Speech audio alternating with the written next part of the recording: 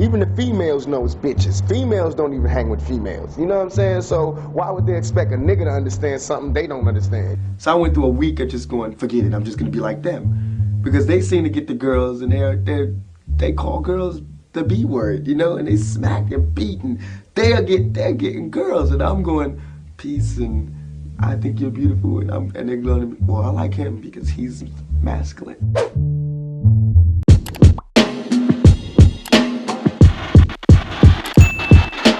Now when it comes to Tupac Shakur, I feel like I can relate to that man a lot. And it's not just because I'm some crazy Gemini with sporadic thinking, but when it comes to his progression in life, I could definitely understand his change. Because a lot of things in my life made me look at things way different than I did when I was 16, 17, 18 years old. So in this video right here, we're gonna look back at some of the key moments of the life of legendary great rapper Tupac Shakur, and just think about whether these things possibly changed his idea, his outlook when it came to dealing with ladies. How can someone that made Brenda Got a Baby and Keep Your Head Up end up making Wonder Why They Call You Bitch? So growing up with a mother by the name of Afeni Shakur, who was a member of the Black Panther political party, Tupac understood to respect women, and to respect women no matter what their circumstances may be, because as he grew, he watched his mother struggle as well. And no matter what, he still spoke about her with honor. And he projected that into his music. With his first hit single called Brenda's Got a Baby, the song explored the issues of teen pregnancies and its effect on young mothers and their families. So he used Brenda to represent young mothers in general. Pac criticized the low level of support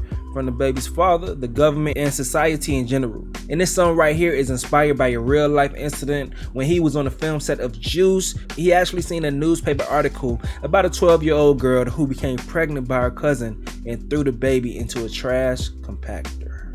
And then even after this smash hit, Tupac came back again. On this album, Strictly for My Niggas, he dropped a song called Keep Your Head Up. Say the blacker the berry, the sweeter the juice. I say the darker the flesh, then the deeper the roots. I give all to my sister's own welfare. Tupac kids, and don't nobody else care. Check. I know they like to beat you down a lot, and when you come around the block, brothers clown a lot. But please, don't cry, dry your eyes, never let up. Forgive, but don't forget, girl, keep your head up. And when he tells you you ain't nothing, don't believe him. And if he can't learn to love you, you should leave him. Cause sister, you don't need him. And I ain't trying to gash up, I just call it how I see it. You know what makes me unhappy? When brothers make babies and leave a young mother to be a pap. Now since we all came from a woman, got our name from a woman, and our game from a woman, I wonder why we take from our women, why we rape our women, do we hate our women? I think it's time we kill for our women, time to heal our women. Be real to our women. Cause if we don't have a race of babies that will hate the ladies that make the babies. And since a man can't make one, he has no right to tell a woman when and where to create one. So we're the real G's. Get up. I know you fed up, ladies. Keep your head up. Now it's 1993 and Tupac is a star. He's doing movies, he's doing everything, you feel me? He's sticking up for the people. The Thug Life movement is going crazy. And as every young male does, especially when you're getting money and you're an advocate for women. Women want you. They be all over you. And Pac indulged like a motherfucker. And when you're a man with certain status and you start seeing women come after you, you are now seeing things from a different vantage point. You are no longer the hunter, you are now the hunted. So back when he seen things this way as a child. I've seen guys speak to women with this much respect, and I deplore that. My mother is just totally, I grew up, my mother raised me. So I have this much respect for women, and I fight often because of that. And it gives me a lot of friends. I mean, I get a lot of friends, but I get a lot of friends because I have respect for women, ultra respect for women. But then, like I was liking this girl in Tam, and I'm extra nice, you know, extra gentleman. I'm extra just like, oh, you're beautiful and you deserve the best. And she told me I was too nice. I couldn't believe it. It wouldn't work because I was too nice. That was the ultimate stab in the back. So I went through a week of just going, forget it, I'm just gonna be like them. Because they seem to get the girls and they call girls the B word, you know, and they smack and beat and they're getting girls, and I'm going, peace and I think you're beautiful, and they're going to me, well, I like him because he's masculine. I'm masculine. I mean, and with the guys, I'm trying, and like yesterday he was cursing and I was like, don't curse, and he got mad at me because I told him not to curse. But my plan is that if I keep telling girls not to let them call you these names, and if I keep saying it, it's gonna catch on. Because the girls won't allow them to be their boyfriend if they're gonna speak to them like that. And they're gonna want me, so in order to not get them to go with me, they're gonna have to change, and that's how they change. So I'll be the scapegoat, no problem, as long as it changes. So, yeah, I think it's gonna work. I think it'll work out. He understands now when he has so many options, when he's the hunted, he understands why those men were able to treat the women that way, because dumb women probably have very little respect for themselves in the first place. Not all women, but those women, and we all know those women today. Pac grew to understand how messing with the wrong type of women can be dangerous, detrimental to your life. Man, these hoes getting too much. Niggas need to stop giving these bitches all the attention. That's why niggas is dying now. When these hoes get horny, niggas die. Hoes get horny, niggas die. Watch, every time. Every funeral you go to, it's a bitch that was horny the night before. So you need to start checking these bitches, keep your dick in. Niggas need to go back to the OG penitentiary days and start jacking off. Because if you don't, you're gonna end up killing each other. We're gonna all die. We gotta start saying, fuck these bitches, man. If you fucking with a cool female, that's all good. But if you fucking with a bitch, you need to break her ass and shake her ass. That's how we gotta do it in the 9-3. Wow. Been jacking off. Hey, you know what? But at the same time, he still had his core values, he still had his core thoughts, leaving him vulnerable. And one of the biggest indictments of his life was this case in 1994.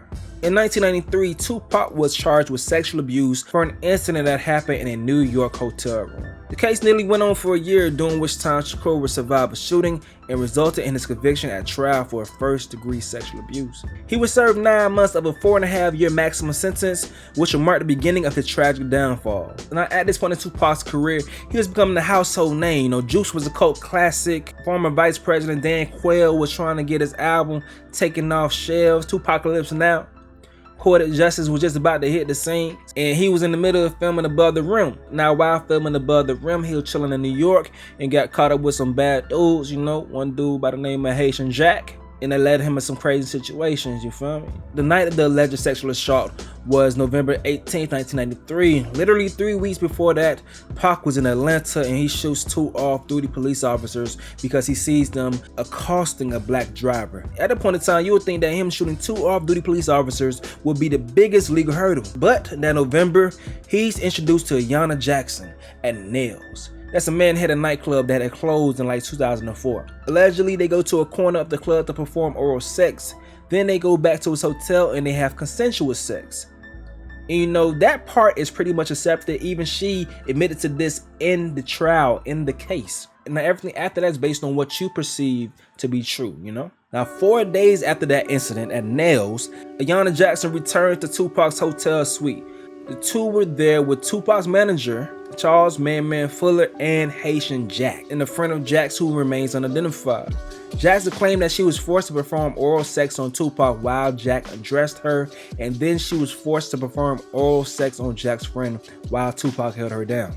Tupac claimed that he left the room when the other men came in and didn't see what happened after. Jackson saw the hotel security, and Tupac, Jack, and Fuller were arrested. The unidentified man was never located. Tupac and Fuller were charged with first-degree sexual abuse, sodomy, and illegal possession of a firearm. Police found 2 guns in the hotel room. Haitian Jack's case was separated, and he later pled guilty to lesser charges. It just bothers me so much, you know what I'm saying, to go through my life and everything I did in my life coming out of a family and a household with just women, to get to this point, to have a woman say that I took something from her. It was hard. I'm not capable of doing any harm to any woman. That's really the main thing, you know what I'm saying? I do mess up. I do act crazy. I do get drunk. I do have parties. I do, you know, get into little fist fights with guys, but I'm not capable of doing any harm to a woman. You know, taking something from her or anything. That's not me. That'll never be me. They don't ever have to worry about me hurting kids or a woman or anything like that. You know what I'm saying? That's not me. I'm a victim. I would never make anybody a victim. You know, that's not me. I would fight people bigger than me or stronger than me. You know what I'm saying? Because I'm a victim. But I would never, you know what I'm saying, oppress somebody. I'm the oppressed. So that's the main thing. Tupac's trial began in November 1994. Now, a juror actually spoke out. His name is Richard DeVette, and he broke down the whole thing when it came to the actual deliberation and the whole struggle. This struggle right here is going to show you how accountability is completely removed from women and totally dropped on the shoulders of men. And there's so many more layers to this story, because you also have to factor in him being a black man that's advocating for change in a very loud and boastful way, and he wants to make people uncomfortable because he's unapologetically himself. He was pushing for thug life tatted on his chest, you feel me? Really his upper abs, but yeah, he's pushing for these things, and people did not like that image, did not like him being this loud black man. In this situation, they used this black woman to tear down this black man. And you will see as I break down this right here that it stopped being about Tupac in his actual case. It started to be about a message that this one juror with his set of ideology about men like Tupac Shakur, that she wanted to make sure she used him as an example. And this situation set precedents, because not only have we seen things like this happen over and over and over again, the false principles, the idea that women can never be wrong in these situations or never can be held accountable in these situations, those ideas still remain strong today. And I'm pretty sure this frustrated Tupac as he continued to move along in his life. But let's get into these details. And just to let you guys know, I'm going to read from the perspective of the actual juror. These are his exact words, you know? So most of the jurors were from Manhattan, and he says there were two older women on the jury. One of them, this older Jewish lady, she was really non-compos mentis. She was really not fit to be a juror. She didn't remember things. She wanted to get out of New York and get to her condo in Florida, you know? And I understand, you feel me, because Miami like the best place to be, you feel me? Home team, the crib, we always rapping anytime you get a chance to rap, but back to my job. But all she cared about was, can we vote on this now? You know, she will vote guilty or not guilty depending on the majority. She didn't care if he was acquitted or not, or on what charge. There was a younger Jewish lady who was a nice lady, who I became somewhat friendly with during the trial, who was sitting right next to her, who turned to me at several points and said, you know she's senile. She doesn't know what's going on here. The other older lady was much more of a force to be reckoned with. I remember during the jury selection, boy, she really wanted to be on this jury. You could tell that she just wanted to give all the right answers. I had a number of conversations with her over the course of the long period because we were sequestered. She positioned herself once we got into the jury room at the head of the table. This lady, and she really tried to preside over things even though she was not the jury foreman. She worked in Manhattan. She lived in an upper middle class apartment complex on the east side. She was retired. She had never been married. She was a devout, extreme right-wing Roman Catholic. She was very religious, very conservative, no experience with relations with the opposite sex. Her social knowledge seemed to have been frozen in 1943. And this was her position on the whole thing when it came to Tupac Shakur and Ayanna Jackson. Her idea was this poor girl. He was her ideal, he was her star, he was her guiding light that she looked up to, and she fully expected him to marry her. And this is how he betrayed her? Fellas, come on now.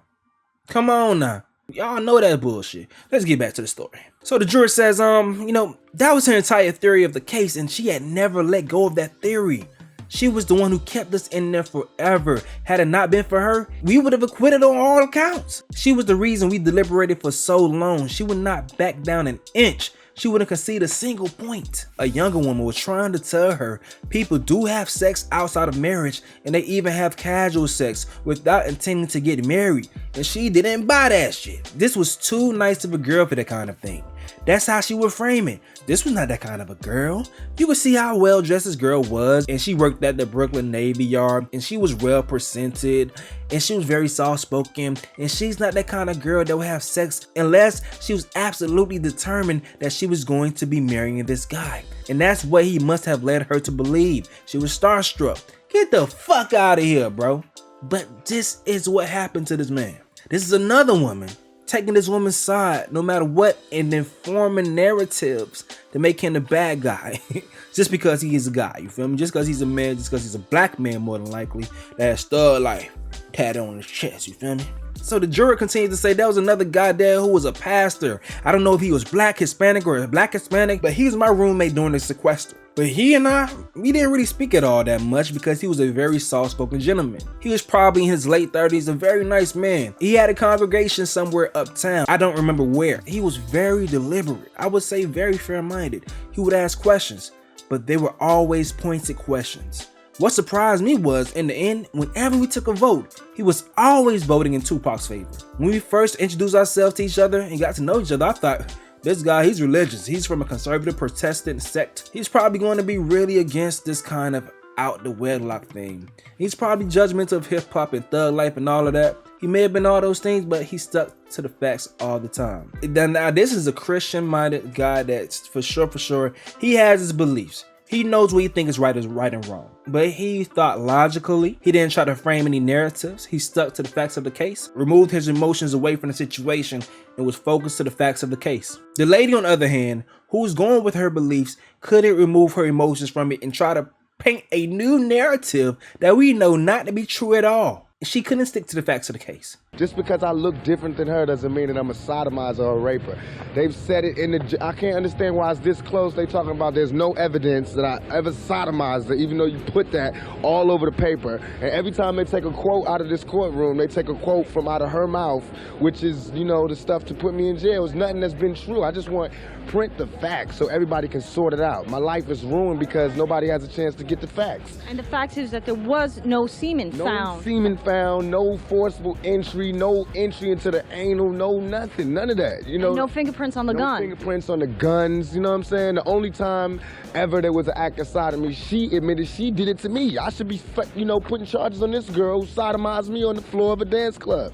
Why am I in court? You know what I'm saying? Get my life ripped apart. But I'm here, I'm gonna go through it just to show that I have faith in the American system. But for me to have faith in the American system, these juries and everybody else has to, you know what I'm saying, play the same role and to keep an open mind. I'm already convicted. So the juror also said there was a little New York girl. She was a white girl. She was 21 and shy, but very sweet. She thought the whole thing was ridiculous, that Tupac was on trial for this. She said the girl knew what she was doing, and Tupac didn't do anything to her, regardless of what happened with the other guys in the room. She said the girl never claimed at the time that a manager even touched her. She was like, what are we trying here? That was her opinion. And there was a black woman who was in her late 20s. She stood up for Tupac. She had many arguments with the older woman that sat at the head of the table. So the jury said, I was not personally impressed by Tupac's attorney. He mainly did a down and dirty thing that the defense attorney's doing a rape case. It turned out that there was an event that happened at Nails down the street from where I lived on 14th Street. Jackson had oral sex with Tupac, meaning she dropped that neck, and Tupac's attorney made her go through what happened between them on the dance floor in very graphic detail. He had her go through that step by step. He whispered in your ear, would you like to do this? And what did you say? Ayanna Jackson says, I said yes. Then what happened? Put his hand on my shoulder and I knelt down in front of him, or along those lines. And then what happened? He took out his penis, her voice got quiet. And then what happened? I put it in my mouth. And then what? Did you like it? And she said yes. This happened in the middle of the club, or the corner of the club, you know, but inside a public area, you know.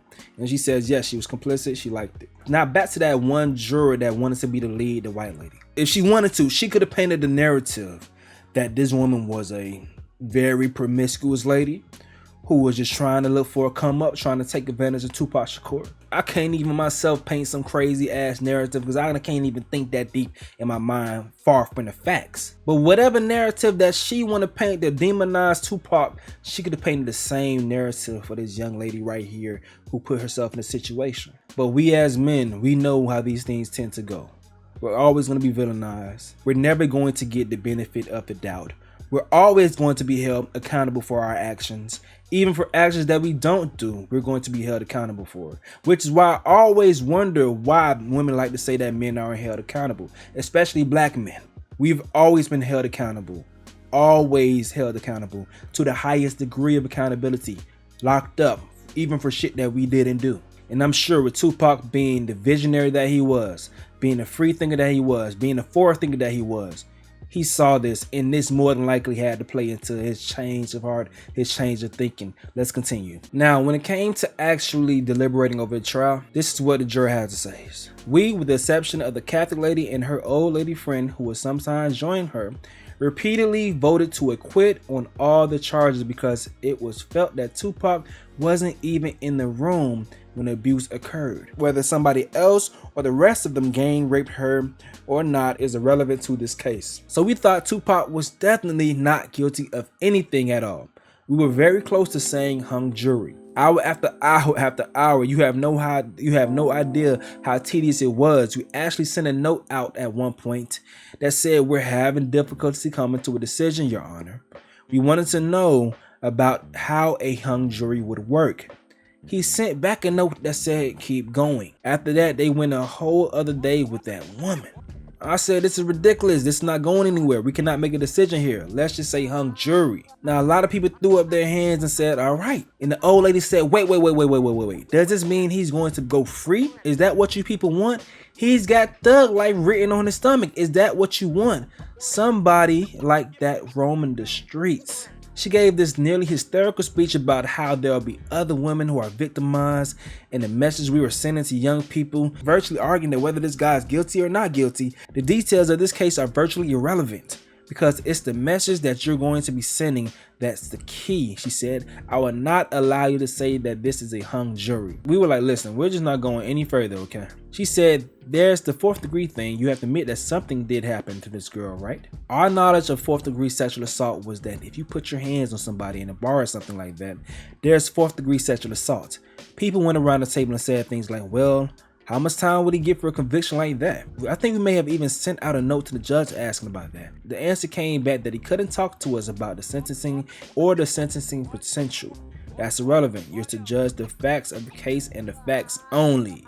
The feeling of the majority of the people was that, well, this is a pretty minor charge. Did he really get 4 years for that? Though jurors considered an even lesser charge, Tupac was ultimately convicted of 1st degree sexual abuse and sentenced to 1.5 to 4.5 years in prison. Now this is crazy when you see how this man went through all this. Now imagine being Pac, knowing that you did nothing at all and you're being hung out to dry for the situation. And at this point in time, he's like 23 to 24 years old. Imagine what you're going through. So he goes to jail and he's sitting there and he's fighting for his freedom, maintaining his innocence. Then he gets out of jail and he's pissed off because he feels like the people that he fought for turned on him. I'm not guilty. People should look me in my eyes. They should look me in my eyes. And anybody that thinks I committed that rape should go get Brenda's Got a Baby and keep your head up and listen to him thoroughly. And then you have a lady by the name of Delores Tucker, who, looking back, she was pretty much right with a lot of shit she talked about. I can't cap. "I am here to put the nation on notice that violence perpetuated against women through the music industry in the forms of gangster rap and misogynist lyrics will not be tolerated any longer.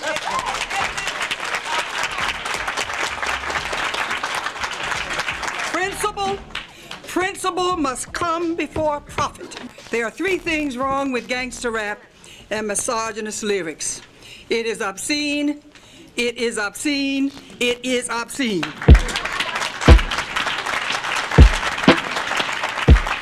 The gangster rap is known to show the ugly side of reality, the harsh reality, a world where there are bitches and hoes. And Tupac going through what he went through, I'm pretty sure he had a lot of animosity towards women like that. Not Delores Tucker, but maybe Delores Tucker defending women like that and stopping him from telling his story about his perception. But Tupac wanted to let Delores Tucker know, if you have an issue with calling women bitches, this is why.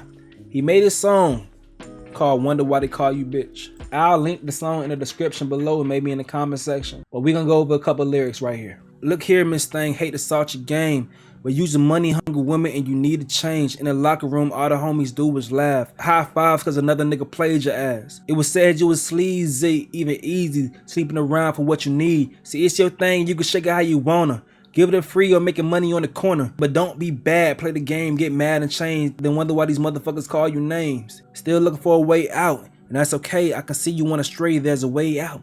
Keep your mind on your money, enroll in school, and as the years pass by, you can show them fools. But you ain't trying to hear me, cause you're stuck. You head into the bathroom, about to get tossed up. Still looking for a rich man. You dug your ditch, got your legs up trying to get rich. I love you like a sister, but you need to switch, and that's why they call you bitch. I betcha. You leave your kids with your mama cause you heading for the club in a skin tight miniskirt looking for some love. Got them legs wide open while you're sitting at the bar talking to some nigga about his car. I guess he said he had a Lexus. What's next? You head into his car for some sex.